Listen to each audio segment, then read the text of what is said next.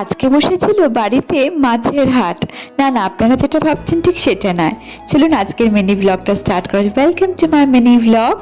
সবাইকে very good morning. সকালবেলা উঠি দেখি প্রচন্ড বৃষ্টি হচ্ছে বাইরে। তো চিয়া সিড ওয়াটার যেটা আমি প্রতিদিন খাই সেটা খেয়েই আমি বিছানা বিছানা ঝেড়ে পরিষ্কার করে নিলাম, আর তারপরে ব্রেকফাস্ট করলাম। নিয়ে আমার জামা কাপড় অনেক কিছু জমে গেছিল, সেটা কাচা হলো। তারপরে মা বসে গেছিল বাজার থেকে আনা 3-4 রকম মাছ নিয়ে। মনে হচ্ছিল যেন বাবা পুরো বাজারটাকে উঠিয়ে এনেছে। তারপরে বেলাতে ফ্রিজে কিছু কাটা আনারস ছিল, সেটাই খাচ্ছিলাম। বেশ মিষ্টি ছিল জানেন। দুপুরের লাঞ্চে মা বানাচ্ছিল এই রুই মাছের কালিয়া। যেহেতু আমি প্রত্যেকদিন বাইরে বেরোই, তো আমার না মাছটা খাওয়া হয় না সেভাবে। বাড়িতে ছিলাম তো মা বানাচ্ছিল এই দারুণ লাঞ্চ, ইলিশ মাছ ভাজা, পেঁয়াজ পোস্ত। সেদিনকে লাঞ্চটা একেবারে জমে গেছিল। তারপরে সন্ধ্যেবেলা গেছিলাম বাজারে গোটা সপ্তাহ বাজার করে আনতে। ডিনারে রুটি পেঁয়াজ পোস্ত এটাই খেয়েছিলাম। আজকের দিনটা এভাবেই কেটেছিল। বাই।